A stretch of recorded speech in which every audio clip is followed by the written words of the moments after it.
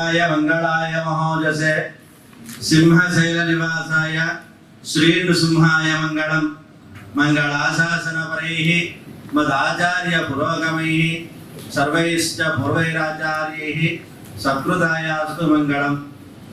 सभनటువంటి పెద్దలందరికీ శ్రీ శ్రీ శ్రీ వరాహ లక్ష్మీనరసింహ స్వామి వారి యొక్క శుభ ఆశీస్సులు అలవేళ ఉండాలని కోరుకుంటూ రేపు 20వ తారీఖుని జరగబోయే గిరి ప్రదక్షిణ మరియు 21వ తారీఖున చందన సమర్పణ కార్యక్రమాల వివరాన్ని కూడా మా సానాచార్య స్వామి వారు కలెక్టర్ గారి అనుమతితోటి వారు ప్రారంభం చేస్తారు. ఇక్కడ besides discussing on those issues, we will also reflect upon what happened in the last year's event. Last year event లో ఏమి బాగా మనం చేయగలిగామో, ఎటువంటి లోపాలు మనం గుర్తించామో వాటిని ఎలా సరి చేసుకోవాలి, అదేవిధంగా మీ డిపార్ట్మెంట్ తరఫు నుంచి ఏదైనా ఎక్స్పెక్టేషన్స్ ఉంటే, ఉదాహరణకి పోలీస్ డిపార్ట్మెంట్ వారు they are asking certain CCTV cameras to be put up, they are asking certain barricading to be done.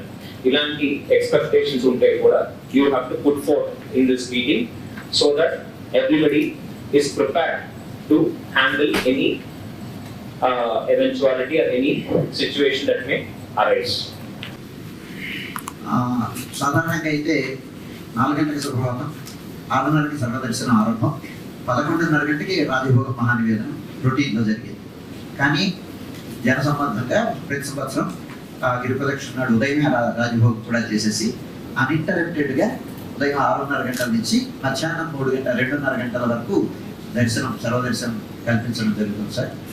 అదే ఈ సంవత్సరం కూడా ఉదయం 6:30 గంటల నుంచి మధ్యాహ్నం 2:30 గంటల వరకు సర్వదర్శనం, 2:30 గంటల నుంచి 3 గంటల వరకు మధ్యాహ్న విరామం అని పౌడిపు చేస్తాం సార్ స్వామివారికి.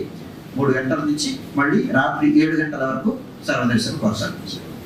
రాత్రి 7 గంటల నుంచి 8:30 గంటల వరకు రాత్రి ఆరాధన జరుగుతుంది. రాత్రి ఆరాధన అయిన తర్వాత 8:30 నుంచి రాత్రి 10 గంటల వరకు భక్తులకు దర్శనం ఇవ్వడం జరుగుతుంది సార్. మామూలు రోజుల్లో అయితే 9 గంటలకు దర్శనం సమాప్తం అవుతుంది, 9 గంటలకు పౌడిపు అవుతుంది. శనివారం ఈ గిరి ప్రదక్షిణం ఈ సాయంకాలానికి వచ్చేటువంటి భక్తుల్ని దృష్టిలో పెట్టుకొని 1 గంట ఎక్స్టెండ్ చేస్తూ 10 గంటల వరకు దర్శనం ఇచ్చి 10 గంటలకి ఏకాంత సేవ చేయడం జరుగుతుంది సార్. అది 20వ తారీఖున కార్యక్రమం సార్. 21వ తారీఖుని స్వామివారికి చివరి విడత చందన సమర్పణ సార్. అందుకోసం 2 గంటలకు సుప్రభాతం జరుగుతుంది. ఈ 10 గంటలకి పౌడింపు సేవ జరగడం తొలి రోజు అనేది అది దేవుడి సేవ కూడా అప్పుడప్పుడు చేయాల్సిన అవసరం ఉంది. అండ్ మానవ సేవతో పాటు మానవ సేవ కూడా మనకు మంచి భవిష్యత్తు కల్పిస్తుందని అందరికీ సందర్భంగా తెలియజేస్తున్నాను.